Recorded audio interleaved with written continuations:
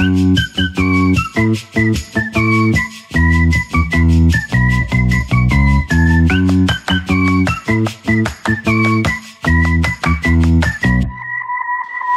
se dit tout et on passe à table.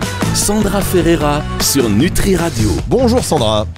Bonjour Fabrice. Sandra Ferreira, diététicienne, nutritionniste, animatrice, chronique, journaliste. Enfin, vous faites tout en fait, Sandra. Donc, oui, j'ai danseuse, chanteuse, tout ce que vous voulez, Fabrice. Bon, chanteuse, je le note dans une petite case. On en reparlera en temps voulu. Comment allez-vous cette semaine ? Très très bien, vraiment très bien.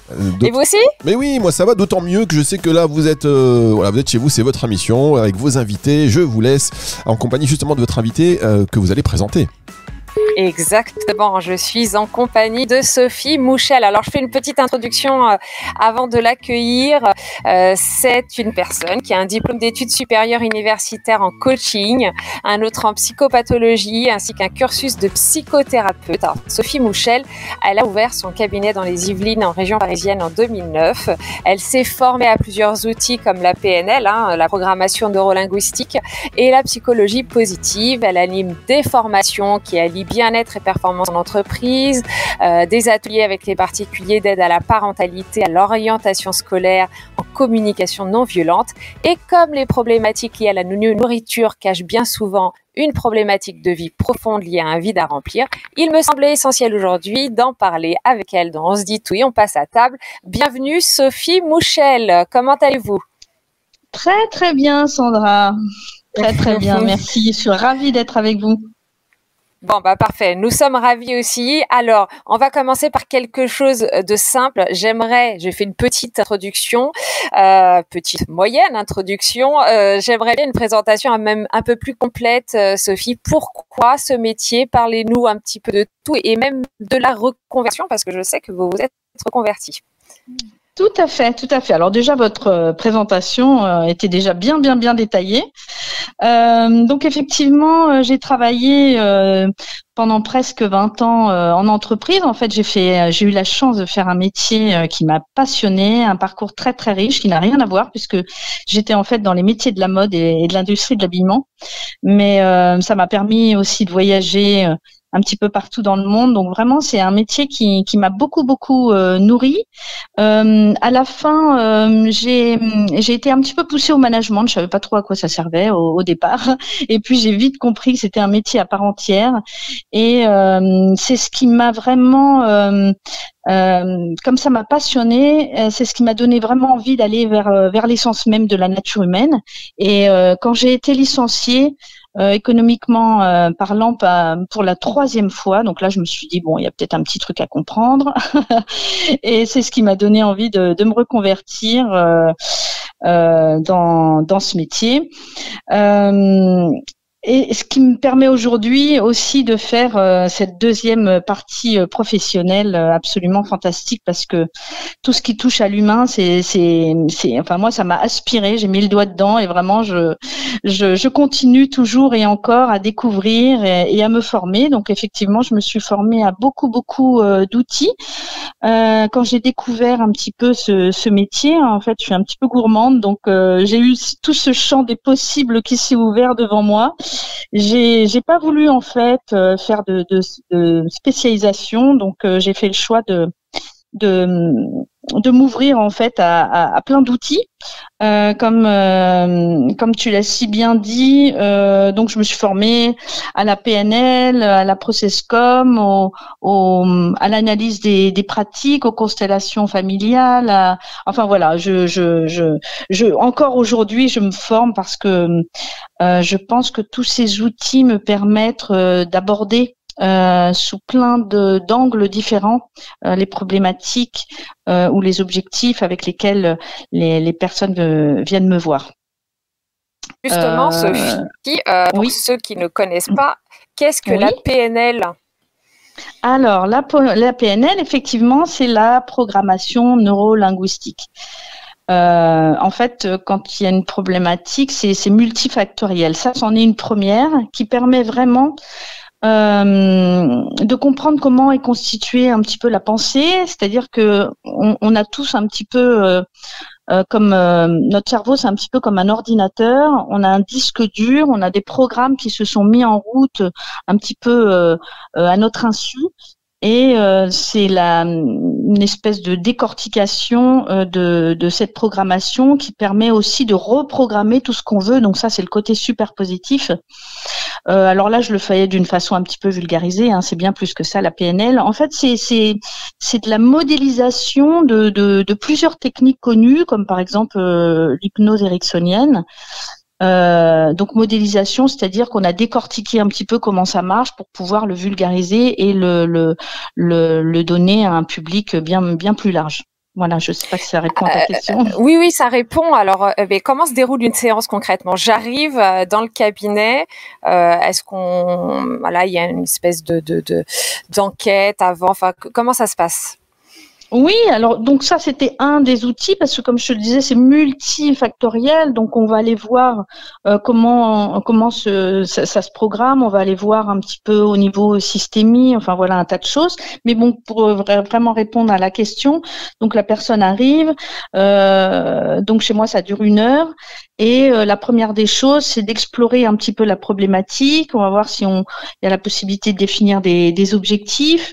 On va voir aussi les tentatives éventuellement de résolution qui ont été essayées. On va voir ce qui se joue, les comportements qui ont été mis en place. Et puis moi, j'aime bien donner entre les séances des exercices pratiques qui permettent vraiment d'amorcer le changement. Et d'une façon. C'est ce qu'on peut faire après, enfin en tout cas entre les séances. D'accord.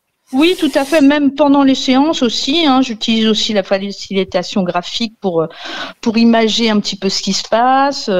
J'utilise un tas d'outils qui permet de varier et puis de m'adapter surtout à la personne qui est en face de moi, hein, suivant comment elle fonctionne justement, parce que on ne fonctionne pas tous de la même façon, on n'a pas tous les mêmes besoins et on n'a pas tous les mêmes besoins d'être accompagnés de la même façon non plus. Hein. Donc ça me permet vraiment d'avoir un public très large et de m'adapter un maximum.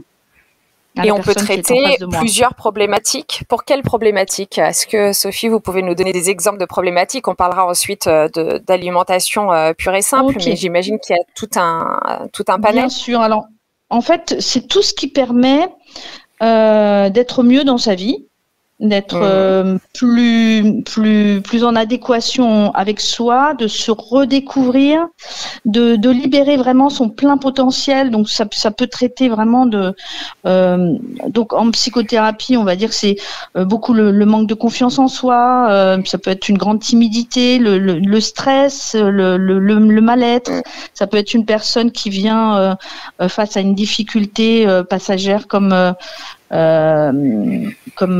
un divorce, un deuil, un licenciement, un problème de communication même en couple ou avec ses enfants ou pour définir tout simplement un objectif, pour bâtir un projet, pour gérer les conflits, pour se préparer à une échéance, pour ne serait-ce que savoir dire non. Voilà, ça peut aller enfin, je veux pas mettre d'échelle de valeur dans les problématiques, mais ça peut être vraiment juste savoir dire non, se positionner ou régler un gros problème comme justement la nourriture ou quelque chose de plus profond. Donc ça peut aller de quelques séances à beaucoup plus.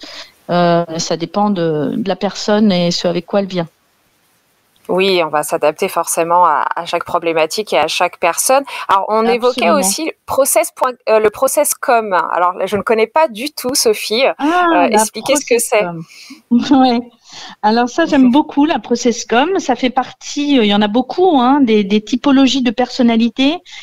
En fait, ça a été développé par Tybler, qui est un psychologue clinicien qui est de renommée mondiale et qui a découvert que le comportement sous stress peut être en fait en quelque sorte prédit et évité. C'est-à-dire que ça permet de comprendre comment la personnalité s'est construite. Donc pour lui, ça se fait entre 0 et 7 ans, par exemple, et que avec les injonctions qu'on peut donner ou recevoir, bien sûr, il se construit des espèces qu'il appelle lui des drivers, c'est-à-dire ce qui va nous conduire dans la vie, comme par exemple fais plaisir, sois fort. Donc ça, ce sont des injonctions après qui vont nous conditionner dans la vie et qui vont faire que sous stress, on va se comporter d'une certaine manière. Donc lorsque deux personnes échangent et souhaitent se comprendre, en fait, elles utilisent un mode de communication qu'elles pensent adapté à leur interlocuteur. Et donc, si ce mode de communication convient à l'interlocuteur, bah, bien sûr, il entend ce que l'autre lui dit et là, ça se passe bien. Et tout va bien. Mais voilà, et tout va bien. Mais si le mode de communication n'est pas adapté, il y a un risque de malentendu et donc de perte de temps, d'énergie, etc. Donc ça va beaucoup avec mon fil conducteur personnel qui est la communication. Donc de comprendre qui est mon interlocuteur, comment il fonctionne et comment je peux lui parler au mieux pour que ça se passe au mieux entre nous, quoi, tout simplement. Mesdames, on va marquer une toute petite pause si vous permettez, et on se retrouve dans. Je permets. Eh bien donc on le fait. Ça c'est de la PNL en application. C'est ça. On marque une toute petite pause et on se retrouve juste après ceci. On se dit tout et on passe à table. Sandra Ferreira sur Nutri Radio. La suite de cette émission avec Sandra Ferreira donc et son invitée Sophie Mouchel qui est coach en développement de performance, qui accompagne le changement, qui facilite les ressources notamment grâce à cet outil qui est la PNL. Sandra. Exactement. On était d'ailleurs en train de parler plus spécifiquement là à l'instant de la ProcessCom. Hein, c'est bien ça, Sophie. Oui, c'est ça. Que je ne connaissais pas du tout et certainement beaucoup de nos auditeurs ne connaissaient pas non plus. Et il y a aussi un autre aspect dans votre métier. Et là, je ne connais pas du tout. Ce sont les constellations familiales. C'est bien ça, Sophie? Oui, tout à fait. Ce qu'on appelle. Qu'est-ce que c'est? Racontez-moi tout. Alors du coup, on a vu comment un petit peu fonctionnaient des techniques qui permettent de comprendre comment marche le cerveau, comment on s'est constitué, des typologies de personnalités qui permettent de voir comment après on communique avec l'extérieur, et donc les constellations familiales ou systémiques, ça permet de comprendre en fait comment on fonctionne avec les autres. Parce qu'on n'est pas tout seul en fait. La personne qui vient par exemple me voir, elle est toute seule, mais elle fonctionne avec un système. Et bien évidemment, ce système a une influence sur elle et avec sa façon de fonctionner. Donc là, les constellations familiales ou dites systémiques, on utilise plutôt le mot systémique en entreprise par exemple, puisqu'on peut les utiliser à la fois pour une personne, une famille ou en entreprise, parce qu'en entreprise en fait on retrouve un petit peu le schéma familial entre guillemets, donc il y a des choses qui se jouent en entreprise qu'on retrouve un petit peu dans notre propre système, et là c'est une thérapie qui a été mise en lumière par Bart Hellinger pour ceux qui voudraient se renseigner, et en fait voilà, ça rejoue un petit peu les entre guillemets les psychodrames qu'il pourrait y avoir afin de résoudre les conflits. Alors c'est un petit peu difficile là en 2 minutes d'expliquer, mais voilà, ça permet de comprendre ce qui se joue dans le système, et pour éviter qu'il se rejoue ailleurs et rentrer dans un espèce de cercle vicieux où on comprend pas pourquoi les choses se passent toujours de la même façon. Voilà, je sais pas si ça répond un petit peu, si c'est intelligible ce que je viens de dire. Ça donne quelques pistes, ça reste toujours flou, mais j'imagine que c'est dans la pratique qu'on comprend mieux. De toute manière, ce que je comprends, c'est que il y a plein de techniques que vous utilisez pour arriver à aider le patient. Et une des techniques aussi, c'est la psychologie positive. Alors ça, je connais un peu plus, mais tous les auditeurs ne connaissent pas, donc je veux bien aussi que vous expliquiez ce que c'est et comment vous l'utilisez.